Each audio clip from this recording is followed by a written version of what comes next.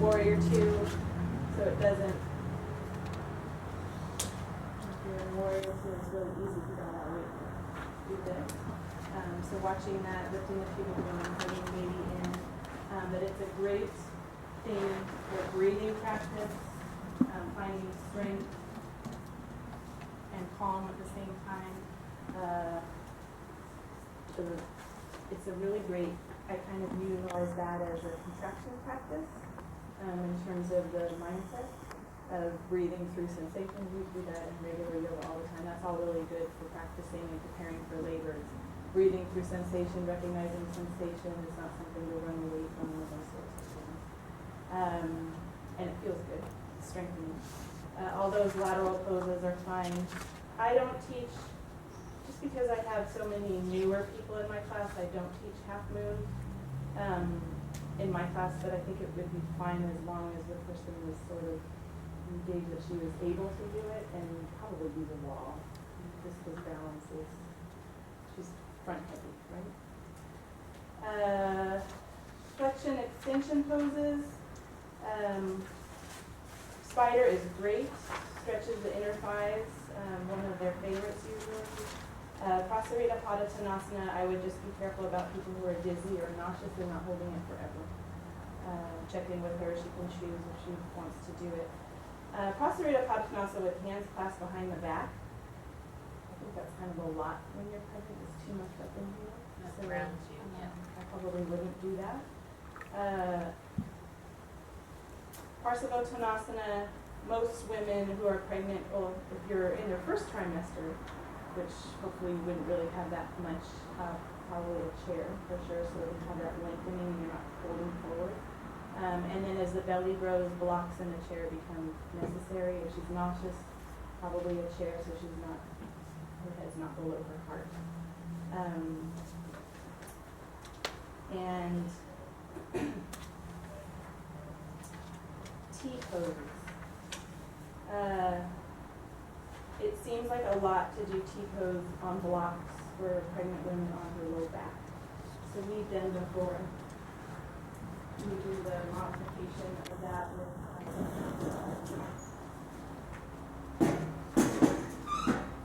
hands on the seat of the chair, and then we do leg up and down here.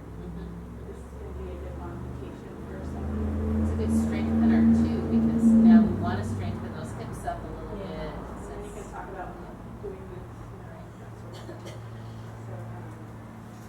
So that would be a good, really good modification, unless she was really, I don't know, she really wanted to do it, and she'd done that yoga practice before, and she was pretty early on.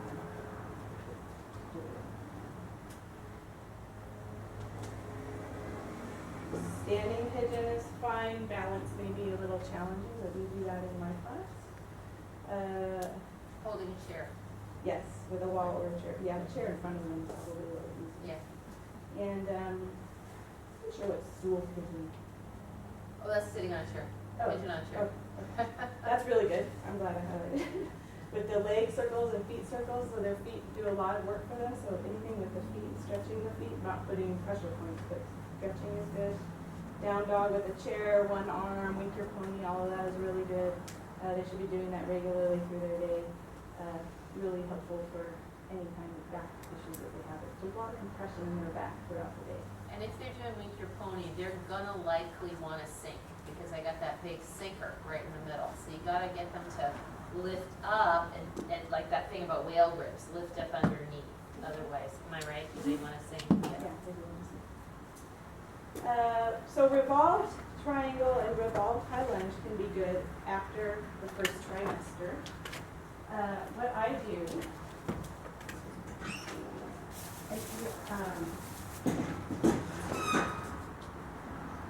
don't want to do anything that significantly shifts in the belly. So I kind of consider for a while whether or not to do them at all, but there's benefit from it. So with a chair, I'll usually have them start with a block on the chair if they're not sure where they would want need to be.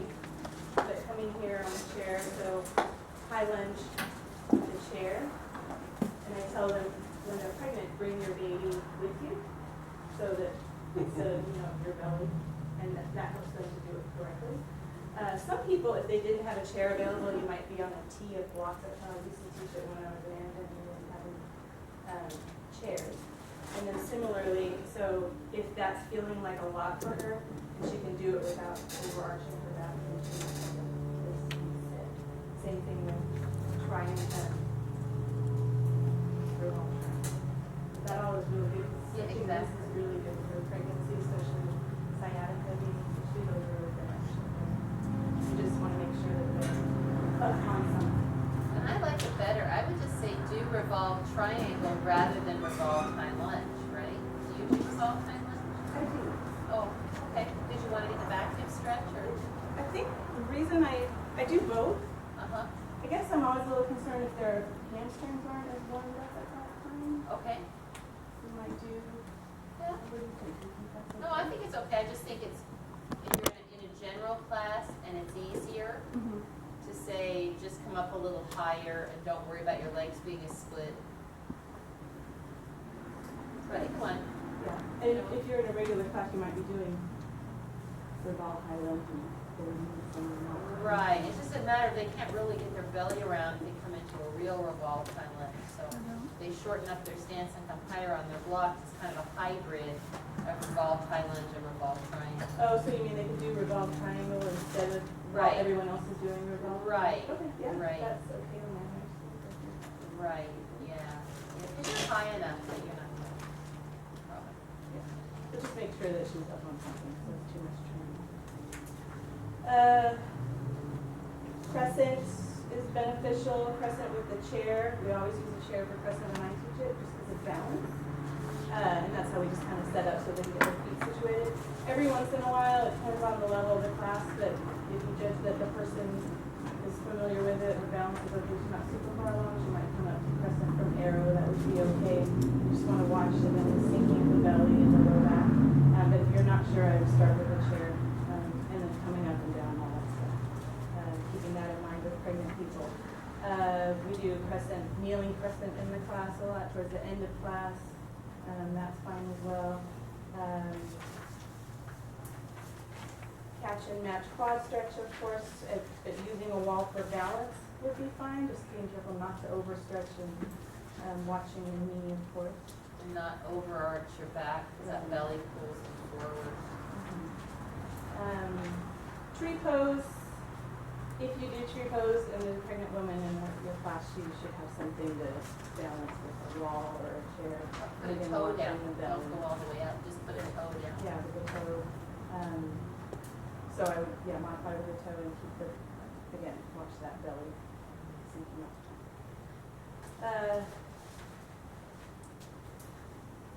Arms. So any questions about any of that stuff coming up to this point? I just want to make sure we remember things that are okay. Arms.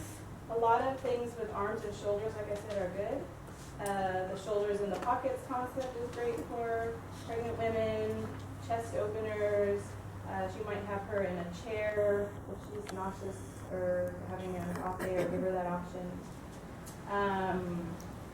Torso incline, arm sides between shoulder blades. We do plank at the wall in pregnancy in prenatal yoga, so that would be good and give her some arm strengthening if she's not able to do plank or any. You wouldn't want to be doing chaturanga with a pregnant woman; she might fall.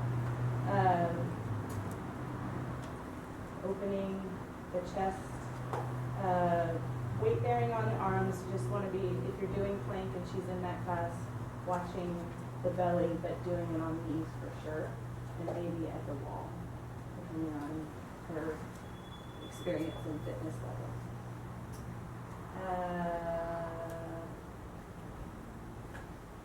We talked about some down dog. Sometimes I give the option of puppy pose instead of down dog as a choice. So is everyone familiar with puppy pose? So puppy pose, is here. So it's like downward facing dog, except for on your knees, but not with your forehead on the floor, right? Or quarter puppy. So you do So one arm. like this. I go like this. I actually do forehead on the floor. If she feels Oh, okay, she's not nauseated by having her head down. Right. But then that way she gets a little bit more support because this is a little heavy. But if this is a strengthener, like say she can stay there and get a wrap with her shoulders and feel okay there. I just think this is easier. One arm at a time. I offer that if we're doing down dog in class, I offer that as an option to people who aren't familiar with it or don't feel comfortable. Because sometimes if you're in down dog, it's a lot of weight up in your chest with the baby. All right. Down dog on a chair, we talked about, a lot of these are repeats. Chaturanga on your knees, I wouldn't do that because she's gonna, when she's on the floor, you don't want her falling on her belly. Not to mention it might not be possible. Dolphin on the floor and dolphin plank. I think dolphin plank on your knees would be fine, but she probably dolphin is not going to be comfortable during pregnancy on the floor, and I don't know because it's so inverted that you might just have her go to the wall or maybe skip dolphin in that class or do dolphin on the wall. We do dolphin on the wall. Would you on the wall? Yeah. Do you dolphin on the wall? Yeah. Yeah. So dolphin on the wall is what we do. Plank on the wall, that would be some good choices for that. Chakravakasana we talked about. Kneeling 3 and 2-legged table. If, just watching sinking of the belly. So I put the 2-legged table in red because that would be quite a bit more challenging for a pregnant woman. So she might have her keep her toe on the floor, or even just knees and I just think just 2-legged. leg back. If you start reaching the arm, then you just, that's a lot. I think 3-legged table is good. Reaching the leg back because you strengthen the glutes. And that would be a good choice if you're doing Ardha Shalabhasana and she needed a modification, she might be able to do that. She would do that. It Right. wouldn't get quite the same stretch, but it'd be something. But it's something in that direction to do. Yeah. Um, When in doubt, sit cross-legged and do kegels. Or sit on a block and do kegels. You can't think of do anything enough else for them kegels. to do? what? If you're in a hurry, you can't think of anything else for them to do, sit down, do your yoga breathing and your kegels, right? You can't do enough of those. We talked about Viparita Karani at the wall, so legs at the wall may not feel good. If they were really early along and they liked that, and, it's okay, but it just seems like it would be like. I remember my babies didn't turn head down until 33 or 34 weeks of pregnancy. And in that case, you wouldn't teach someone in a regular yoga class this, but you had me suggested with a bolster, hips under a bolster at the wall for as long as tolerated, which was not tolerated for very long, but I think it really helped. Generally, you wouldn't do that in a regular yoga class. And then halasana with a bolster under the hips. Like no halasana, right? Right. Because you've got your pelvis, you're compressing the baby, everything, all the nose.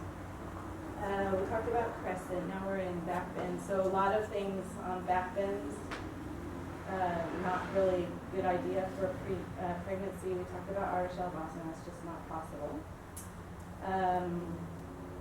Crescent from the floor, palm tree with hands, hands clasped in crescent would be really, well, you wouldn't want to do that when pregnant because you'd be compressing the baby and it's a lot of balance.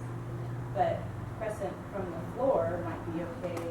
Palm tree and crescent even a little bit, if they're feeling okay with it, is a really challenge of balance, but if it's the right person, I think it'd be okay. Oh, yeah.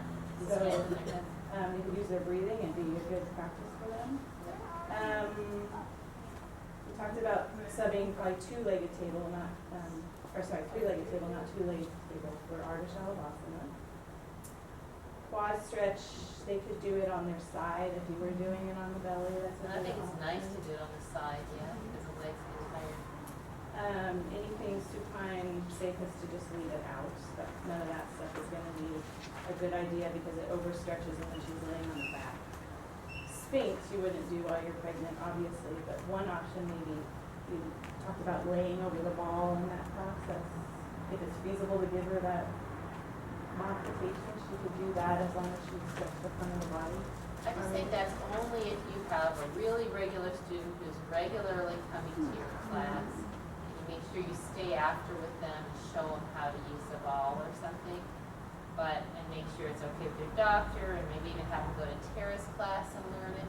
You can't just say, oh, go get a ball while we're doing Oh, these yeah. things and like lay over it, because we can't trust that they're gonna do it well. Yeah, she's pretty instructive with that, so. Windshield wiper is fine, we do it seated.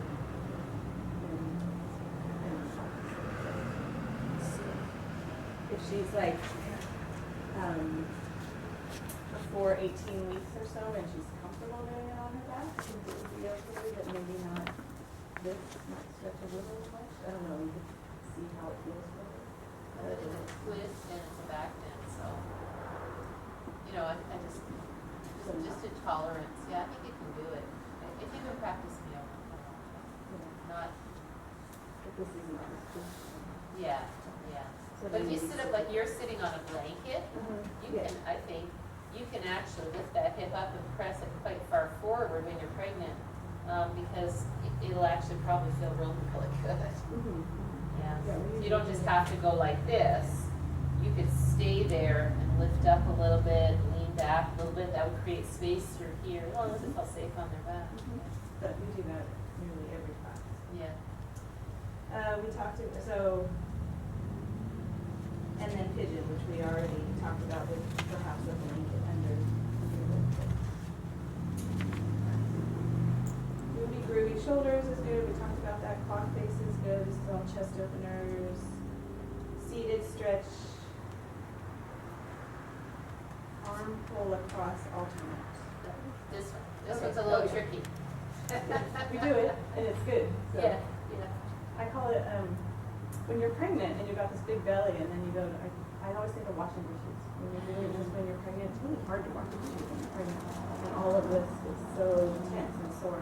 So chest openers, but then this one really does stretch.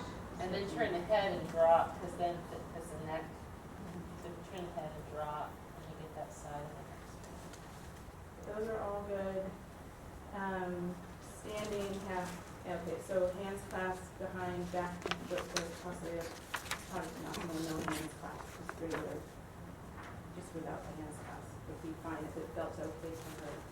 And then the doorway, this one, right? So that's a really great stretch for pregnancy where, you know what that, you remember what that is with the Partner doorway? one? Hmm? The partner one, or The doorway. The partner one for the doorway? I'm thinking just the doorway. Yeah. Yeah, yeah. But, But if you were doing the partner one, it wouldn't hurt, because I did the partner yeah. one a lot, because we don't have that many doorways. Right. And I just said, this, your partner is your doorway, right? that would be good and helpful, so anything that opens the chest, do that pretty regularly in class, and you can do that at home. Angel in the snow, or angel in the snow on low blocks would only be if they were earlier along and it felt okay for them, other than that wouldn't really do anything.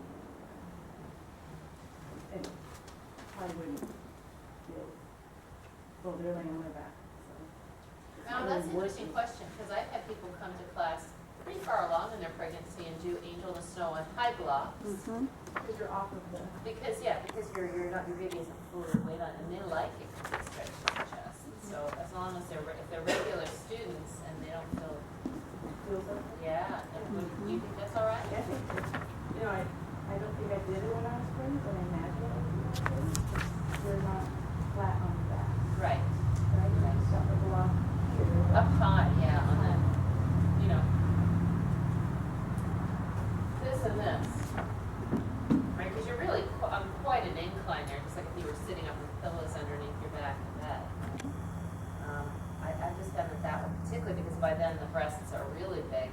As long as you're careful that the arm doesn't get impinged, it can feel kind of nice. We did do it, we used to do it on the wall, Uh-huh. but then there was concern that the arms are free from the shoulders. Yeah, because if you take your arms too low. I think on the ball is okay if it's up, you know, if you're really, We did it this morning, we just did it. yeah. So, I didn't see what you modeled for the partner. Was that where they hold like this? Yeah, Yes. yeah. It's not like the one with the strap behind you.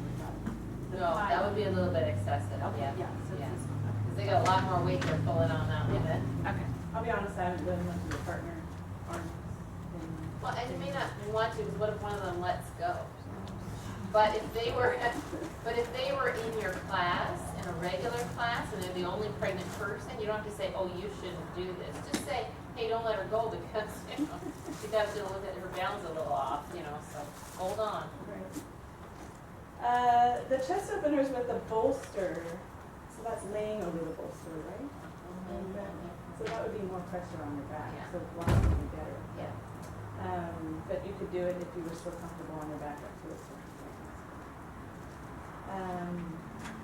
Any other questions about chest openers? All right. All of this stuff, Ardha you don't want to I do do. have a question. Anything with the balls that would be avoid pressure points or no?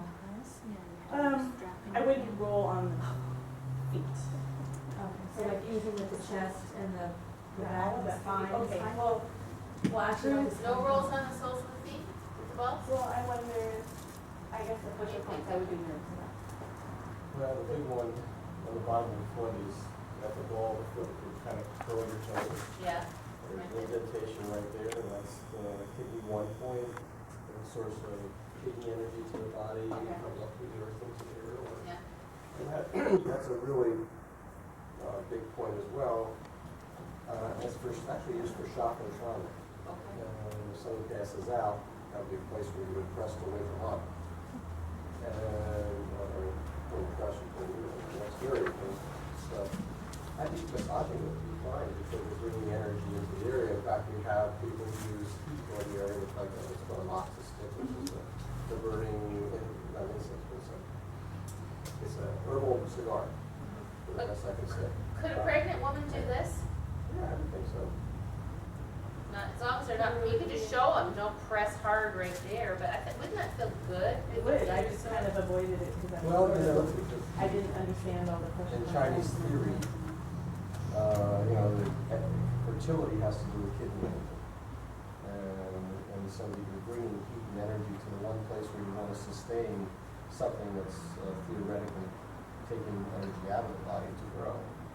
And postpartum, that's where we nourish, herbs or acupuncture, whatever, is to replenish that all the energy of the kidney that's lost, in theory. It's not a science, it's a theory, or tradition. So if you're building it up, that's great. I think it'll be good. Yeah, so if you happen to be doing ball rolling, we're just talking about what to do in a class. You don't have to say don't roll, just say go lightly, right? And maybe you could point to the pregnant woman and say, you know, right here, don't press on right there, just to be safe. Oh, that is tender. Yeah. What about My you? kidney's listening, hold on, hydration. We all do. And along the Anybody spine? that's over 35 needs Yeah. Your spine and lower back is fine? I do, wall on the back, those points. So these, I've always avoided these. Okay. What, tell me the, so when I, when, for example, when I've had people who are in labor, when they're, at their house before they were in labor, we were massaging here to induce labor. Is that not true? Right Well, around that sacral area? feels good to their body. Feels good, but are those actually technically acupuncture points that help to induce labor? No, I wouldn't. No. While you're pregnant? Balls on the Okay. chest? Yeah, Yeah. you wouldn't want to do anything facing the wall with pregnant women past 18 weeks or even then, because her breasts are bigger and it's just awkward for her. So Could maybe she sit she in would a chair hold roll it. ball? Yeah. Yeah, she could do it with her hands, so Okay, not cool. on That feels good. the wall. We do, work on the outside of the legs is really good. Done the one where you stand, you're eating for sciatica, like, doing this on the wall like this is really helpful, they like that. We talked about foam rolling here, sitting and foam rolling, like, what was it, like this with your arm?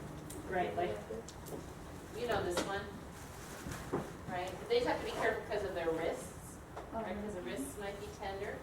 That can feel really good. That would feel really good, I'm Yeah. excited to try that one, I haven't done that one.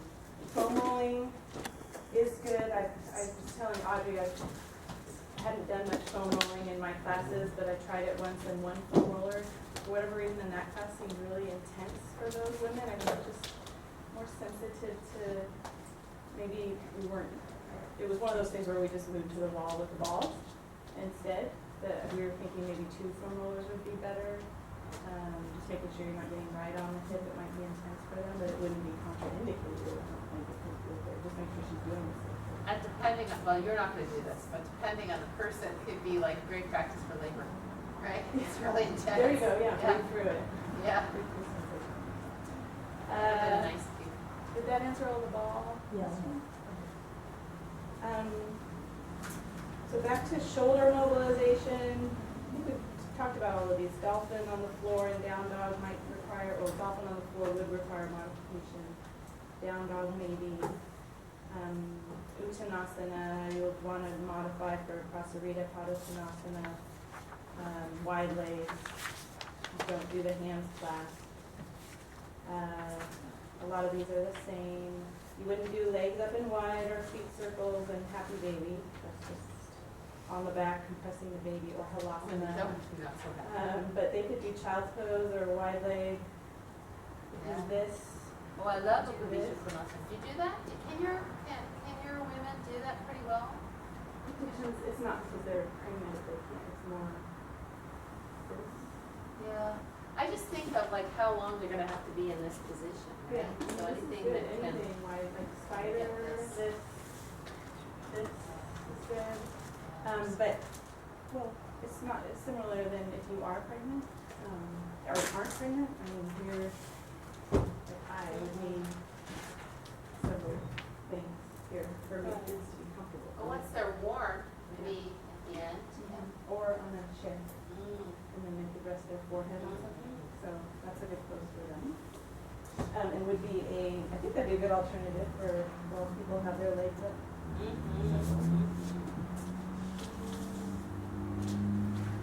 Again, we talked about legs up the wall, probably not a great try. I've seen pictures of people who are pregnant doing legs up the wall with like a ramp, and then their legs up the wall, but it would be so hard to set them up with that in the regular. Mula Bandha, half of the breath, excellent for pregnancy. Kegels, all of that would be good to focus on. Good pelvic floor health helps them recover after the birth of the baby, prepare the pelvic floor for delivery, and all that good stuff. Toe raises and foot pedals would be fine. Toe raises, we talked about this already. I think, one leg standing on a block, if you just judge who it is, have a block or a wall or a chair Or available. they just put their toe down. Yeah, just have them be more, take the modification, the yoga one. Version of that would be better. But it could be a good challenge. They could breathe through it and focus and help use their breath to maintain the balance. We talked about tree pose, we talked about T pose. A lot of these are repeated.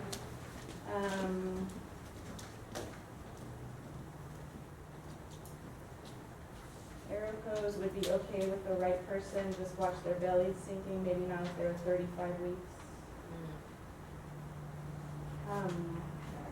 Pelvic tilt and rolling bridge.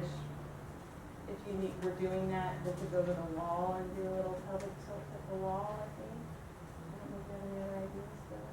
Well, I did rolling bridge in my pregnancy, but again, it's not like you're staying there forever, but just for safety, probably not the best thing to just leave it out. We don't do it. We could do kneeling crescent as an alternative. Right. That would be good. And then, you wouldn't do any abdominals on your back. And then finally, twisting. So most of the section on abdominals and twist is crossed out, but you could do, we talked about the standing swivels might be okay because you're not holding it. Maybe not in your first trimester if you've had someone doing, just to be safe. But, Absolutely. just a little free, if you're not really holding it there or anything, that should be fine. We do that in the breathing. So, are there other poses in here? Anything that, let's talk about child's pose. Good question. I have two questions. Yeah. From the point of view of someone who's going through it, and what you hear from pregnant women, what is one, the key poses or something that say, before I did my first pregnancy without doing labor, my second one was so much better because I did X poses, or X seemed to help me more than that. Is there anything that seems to be like, this is a star, a 5-star pose for pregnant people that you can say, it makes either labor and delivery easier or postpartum recuperation easier or anything like that? And then the second part of the question is that they didn't go to yoga first, but they heard that yoga is good to get back in shape after delivery. And what are the key muscles, bones, ligaments, of the body to start off? Everything's going to help you. Is there anything that's this really helps you getting back to feeling more like yourself once you have the energy to go do it? Nursing and everything else that's being a new mother and a new parent is sort of difficult. But taking that into consideration. But that's good for restoring people back to themselves. So during pregnancy, I'd say that cat stretch is one of the, I'm trying to think, it's like what you literally asked for, but I'm thinking things that help that people do all the time to address things. So cat stretch helps with hip pain. I think doing that every day makes a huge difference for new moms. It can be useful in labor. Every mom, it just encourages the position of the baby because it just gives the baby a little space to move around. And it can be useful to do during pregnancy because it's so helpful during labor. So if you're doing cat stretch, some people, especially who have back labor, the weight, if the baby is, usually people have back labor when the baby is turned posterior, so the optimal position for a baby to be in when you're in labor is with its back toward spine towards your belly. And so if your baby is turned this way, so that the posterior, so that the spine and the back of the head are kind of on the sacrum here and near the back, this can create intense back pain. And so what usually feels good for a mom who's having back labor is anything leaning forward because it takes the weight off of the back, the lower back like that. And then what happens is because the back of the baby is the head and the spine are the heaviest part, is that those positions might encourage the baby to turn. So if they do cat stretch throughout their pregnancy, then they're familiar with it. It might become second nature during, They delivery. also have the strength in their shoulders and Yeah. the support. And you can modify it during too. labor as well. There's lots of ways you can do hands and knees. You can drape over the ball. You do that, circle hips. So I think it's a really good thing to have, like a tool to have. I tell people linking your pony feels so good when you're pregnant, and it feels good when you're not pregnant. You can imagine that there's that much more compression on the low back. That doing that every day is helpful.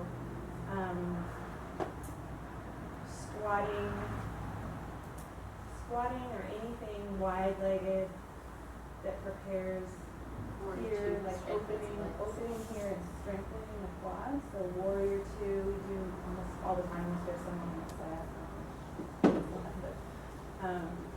Squatting, this, Padasana, the YV, those are all pretty traditional good pregnancy yoga poses. And ujjayi breathing, say if somebody, pregnant woman, come to yoga 1, and she doesn't know ujjayi breathing, tell her this is the best gift you can have. Practice this every single day and use it in your labor. Every mom who comes back, including myself, will say that she used that ujjayi breathing during her labor. So it's such an important tool. And then chest opening can just be really helpful because everything's forward. I think a lot of what pregnancy is sort of avoiding things that aggravate it. So you're helping them to keep correct posture so that, and things open so that they don't fall into really unproductive habits that will make things worse. And say you're teaching a class and you walked in and you have your nice little class all written down and you're going to do abdominals that day. So that, and a pregnant woman shows up, you throw that out. Because you can't, abdominals might be 20 minutes or 15 minutes, and so you can't ask her to sit and do Kegels for 15 minutes, right? That's one time where we have to really say, well, I'm going to just change this around a little bit. Yeah. And then after, Do the ladies that come to you for class when they're pregnant usually come back afterward to the same pregnancy class for like postnatal? No, they don't, and I would love for them to come back, I could kinda offer them, the problem is that then they have a baby, and they can't leave really easily, and I thought about having the babies in the class, but the pregnant moms are really, it's a little hard to manage and make it relaxing. But I have told moms that they could certainly come back as easing into their practice, come to the prenatal class, because they'll see with friends, you know? It just means that they have to leave their baby at home or something, and, Have you thought about having a separate class just for that? yeah, that would work. We've tried so many variations on mommy and me, baby and me, and I think the best thing that we do is the baby massage class, because then they bring their babies with them, and Tara or Lori give them, will you go ahead? Yeah, Lori does, it's focused mostly on the baby, but they do incorporate mom and baby yoga, and just stretching is more like what I call it, it's just some of the key stretches, so lots of chest opening is really big in that, so that's really helpful after. You can do pelvic floor strengthening Kegels without being in a yoga class as soon as you deliver, soon after you deliver your baby, that, doing gentle Kegels is helpful. Well, and even in the baby and me, because they're not gonna get here till the baby's 6 weeks, so you're kinda safe. You can have them lay on their back and do breathing, core muscle strengthening, so.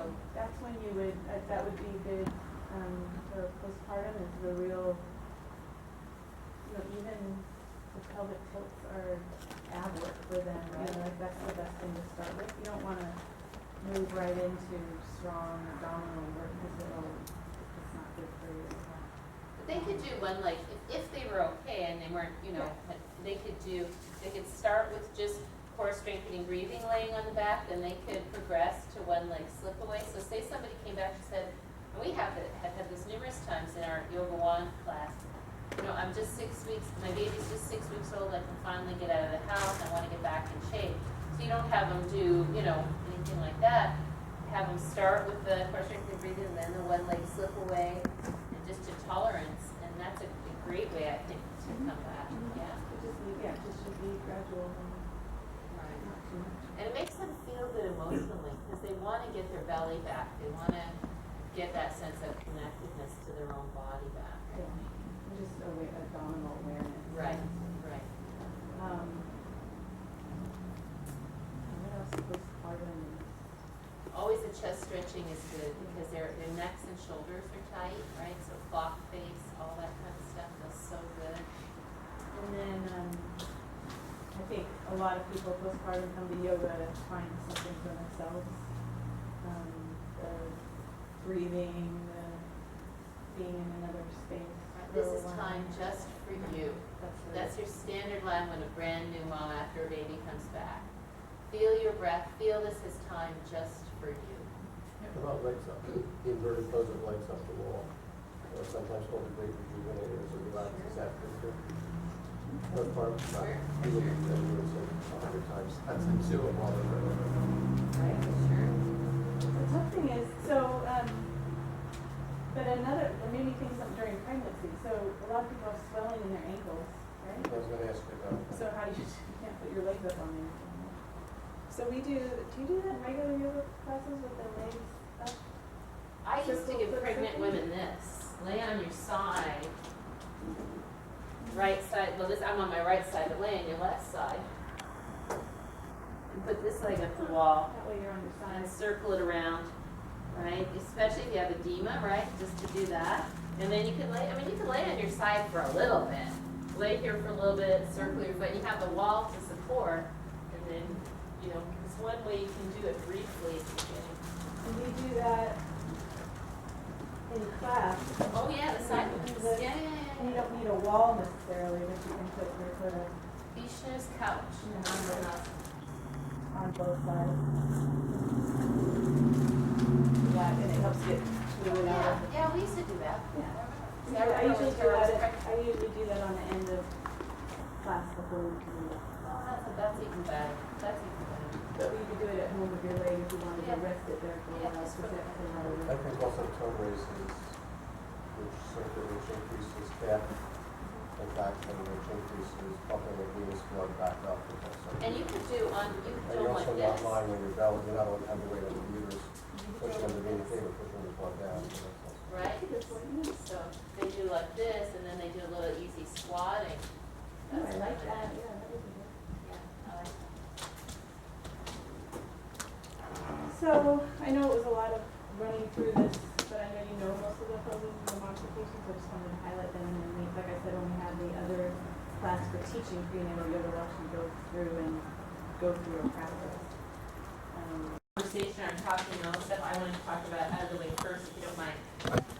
So then, when she's finished, we can either split, or she has restorative after that. You want to stay and be a fly on the wall and see what you see, what she teaches you in action. That might be a great thing. And if it can't be today, then I would assume, and we can ask her, so I'm kind of speaking out of turn, but I doubt, highly doubt, that she would feel uncomfortable with you coming to the restorative and making notes. The only thing would be, like, you don't sit up a chair and watch everybody, you would just come as a person taking the class, and you have your notebook with you, so that while they're laying there like this, they don't see you looking at them like this. And we can ask her if she would mind if you walked around, and I would imagine that she's gonna say, hey, the more help I have getting blankets for people and getting, because that's a big thing, well, she'll talk about that when she gets here. Let's talk about going forward after this. So unfortunately, that's just the way it works out. Life isn't an exact science. There's a bunch of injury and condition stuff that we haven't got to that's important. And we haven't got to Shavasana. I think we've gone through the rest of the syllabus. Yeah, so I would like to meet again, at least once, and I think twice, probably. But it can't be in September for me because I have those 3 mindfulness courses starting, and I'm teaching with Anthony on Sunday nights for the new Yoga 1 and the breathing class. So it's just going to be unlikely that we can do it till October. But I think that's okay, because what I'd really like is to have a personal conversation with each of you. I've had a conversation with some of you about where you see yourself fitting into our school in terms of teaching, what interests you. And the other part of this is not just what interests you, but what's available, because we don't want to move out classes that are already working or change teachers on classes that are already working. My preference would be to add classes that become your classes, and also to have you available to sub-classes, because that's one place that we're really low. I mean, our teachers, as you know, are pretty much working as much as they can. Poor Darcy gets to find out what my life is like, and more than I would like her to have to, because she does so many other things for us, and I know that she has a life too, so it'd be great if you could give Darcy a break sometimes. And I do see you subbing classes. But before you can sub a class, we need to practice. So I just want to say thank you so much to those of you who showed up on Tuesday nights and have been practicing, so I can watch you practice and we can get feedback. I know some of you are unavailable Tuesday nights, and that's just kind of life. You can never fit everything into everybody's thing. But you all have keys, and it was interesting. Was it Tuesday night? Who's here with Barry Tuesday night? Suzanne, obviously, and Dawn, and Alice. You were here, right? No. Who was here? Well, anyway, it was interesting, and I don't think Barry would mind me telling tales at school, that he hadn't planned to teach, he didn't have any plan. And I said, well, why don't you just guide the group through some Yoga 3 stuff, just call it out. And I think he was kind of flummoxed. Do you think, Suzanne? Oh, he was. Yeah, He because said he was. Yeah, but not in a bad way. I think, because he said, and Barry has a lovely practice. I mean, I just think every time I look at his revolved triangle, I'm just like, ooh. It's just like, oh, he feels it in his own body really, really well. You can tell him I said that. But then, and he said, I was so surprised how my mouth didn't work. Because when I'm in Darcy's class, when I'm in class, I know what's going to come next. I could say what's going to come next. It's not like I don't, and I feel in my body what's going to come next. But when I had to just stand there and say it, I felt really uncomfortable. And in fact, it came out really uncomfortable. Because say you're guiding a Yoga 3 class, we've talked about this, not giving so much detail because they know that detail, but you still have to give enough detail that they know where to go, other than just come to yoga, come to Virabhadrasana 2, come to plank, come to this, right? You want to be able to say, inhale the arms up, exhale Virabhadrasana 2.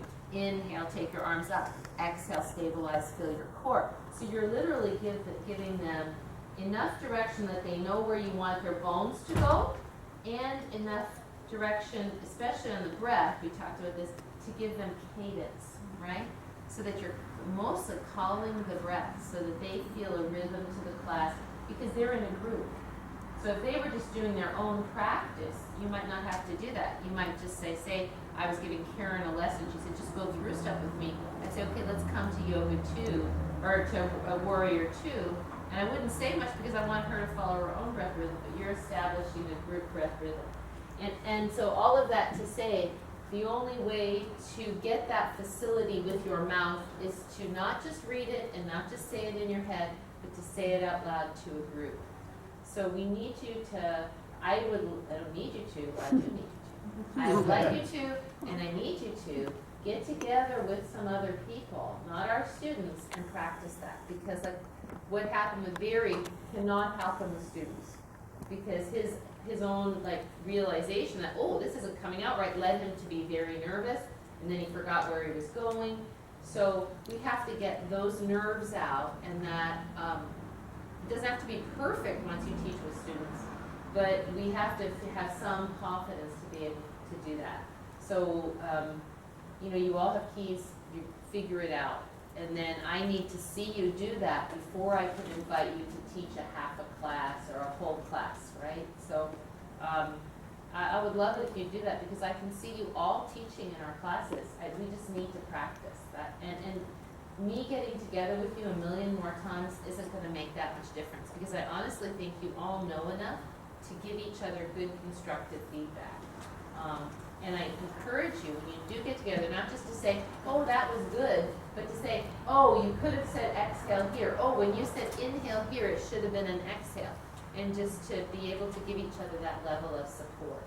So over the month of September, I will, from now, between now and October, I'll for certain contact each of you and try to get a little time when we can sit down and talk about where we'd like you to fit in, because we have some, Darcy and I have some definite ideas of thoughts like, oh, well, we'd love so-and-so to come and shadow this class with Darcy with the ultimate aim. Like Anthony and I are going to do that Sunday class, but I'm pretty confident that within a couple of Sundays, once we mutually agree that, this is the kind of group we're going to get, these are the things we need to be careful of, that he's going to be fine to take that class over. And I'd like that kind of to be the same with all of us. So we don't have one definitive date, but you work with a teacher, either Darcy or me, and you get comfortable with that class, and then we just back out, and then you take that class over. Or, like Alice is going to do an ultra gentle / yoga 1 class on Fridays at noon, and around maybe October, November. And but again, she and I are going to start that together. And I said to Alice, you're just going to have to be comfortable teaching the class, knowing that I'm there, because it's uncomfortable to have men. Look, how do I feel? Everybody's uncomfortable when I'm there. I show up, and everybody goes, oh no! Honestly, Audrey, I've gotten over that. Yeah, I'm okay yeah. with you. Yeah, no, and I think that's it's been a huge part of your development, is that you've been willing to show up and receive the feedback and incorporate the feedback, knowing that it's not taking it personally.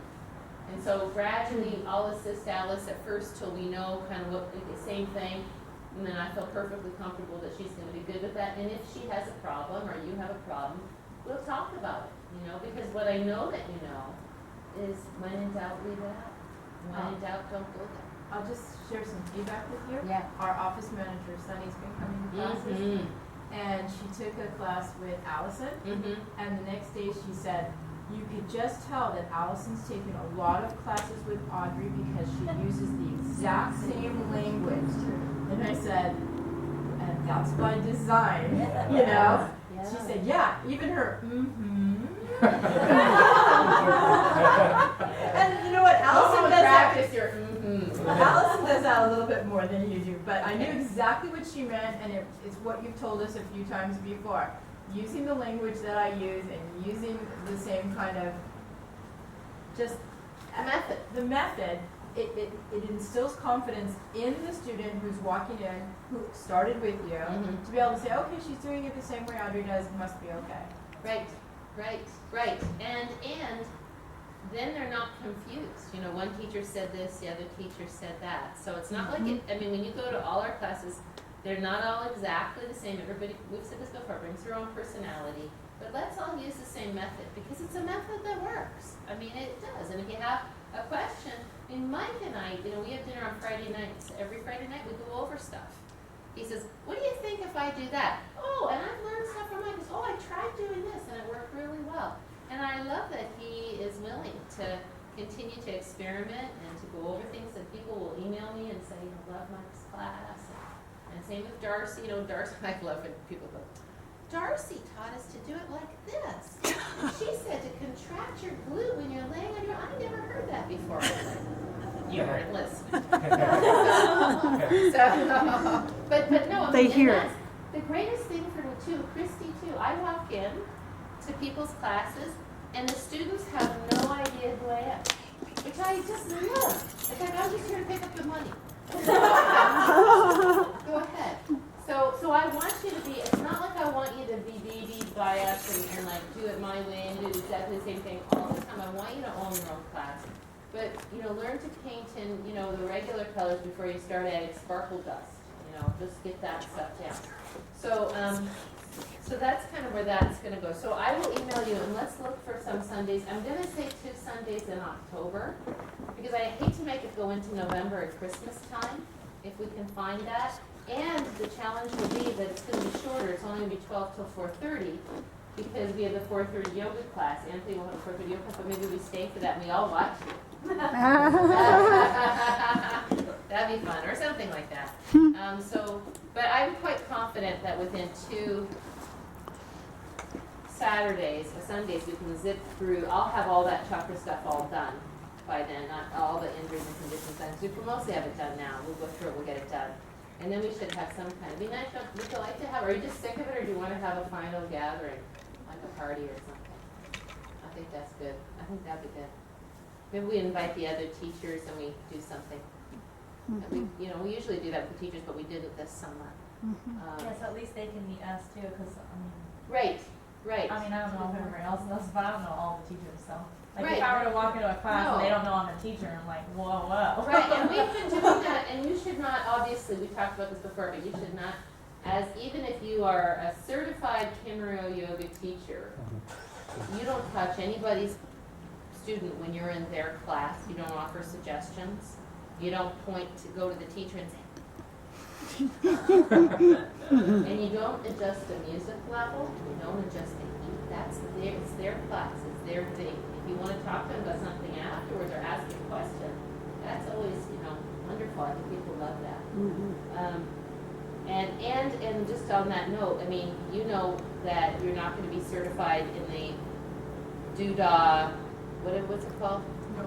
Yoga Alliance. Doodah Yoga Alliance. But if you want to be certified by the Yoga Alliance, you can take an online course and never have to touch a student and be certified. So most people who've taken our course who go to the Yoga Alliance classes just find it so laughable and stupid that they don't do it. But you can. So what I will give you a certificate, but I will only do that, and I said this before, and I don't mean it in a bad way, once I know that you can actually teach. Like, having taken this course does not certify you as a teacher because you're not teaching. And I think that's a mistake that those schools make, is they hand people these $8,000 certificates because they paid for them. They've never taught a class ever, but they're a certified yoga teacher. That's not okay, in my opinion. So, and I will help you. My one request was this last week, I think. Don't teach in Camarillo. Don't compete with me. That would be very unkind. If you want to teach anywhere else, please do. That'd be great. In fact, if you'd like to open Yoga Center Oxnard, I would be very grateful because the underserved community. Any questions? I just want to say that I felt that the photo assignment you gave us was really good.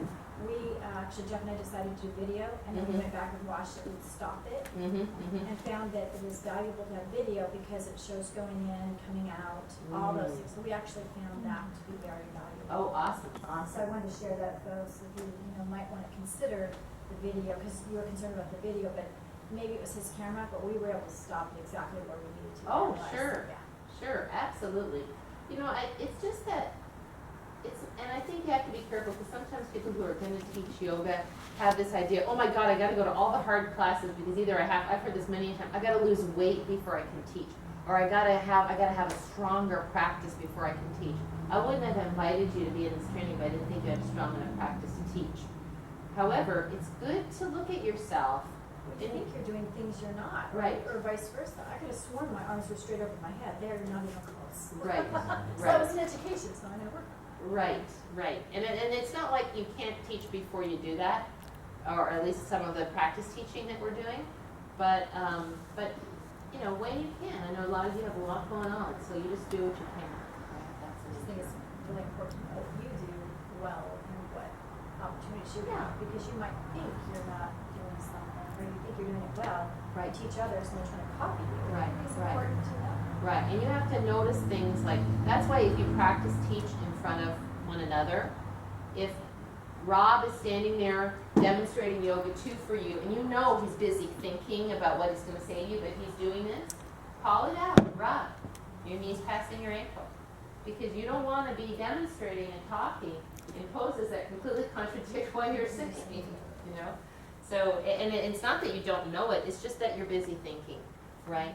So, and I don't want you to not have any confidence that you can't do it, because, I mean, every single person that teaches here, every single person that teaches anything had to learn how to get those words out of their mouth. So it's not undoable, it's just, you gotta practice. Well, public speaking is a skill that a lot of people does not come innately to. Yeah, but I think that everybody here has more than enough skill to do it. And I think, in fact, some of us are a little insecure about it. And you shouldn't be, because when you do talk, it's really good. And if it weren't good, believe me, I would not say that. And, you know, every single one of you, you know, Miranda, when she taught her class, I said, you know, you were so awesome, but your voice sucked. You know, you were just too quiet, and it made everybody nervous. And it didn't mean that it was a good class. And I mean, she had more feeling words and linking words and everything, but they got lost because she was internal, right? So we all have things that we need to work on for sure. Anything else?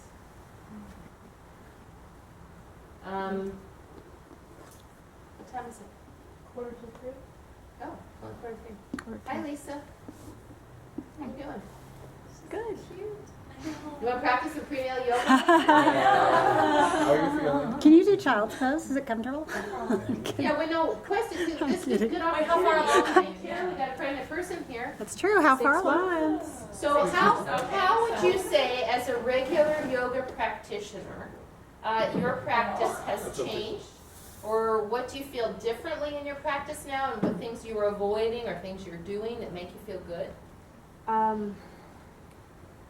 I'm definitely much more, I guess, I put more limits on my practice than I did in my first pregnancy. I'm just a little bit more cautious of overdoing it, so I don't do a lot of twists. I kind of have adopted the Yoga 1 now that I know that and I understand that. I tend to have a lot of hip pain, some lower back pain, and so I do a lot of stuff on the chair, so very, very frequently, like almost every day, even at work. The downward facing dog on the chair, wink your pony. I get really tight iliopsoas, so I do a lot of crescent. I do squats because that feels good too. This is just what she just told us all. Hearing everything Tara said, but Yeah. it don't work. And How and does when I spider feel? lift, I know. spider feels. Sometimes it feels good. Sometimes I'm like, yeah, I don't want to do that. Okay. What? What doesn't feel good in spider? I guess it's mostly my mind. I can't do it as much as I would have wanted to do it before I was pregnant. And so I'm like, I can't get the full juice out of it, but it does feel, it feels good, but In your first pregnancy, so you're different now than in your first pregnancy?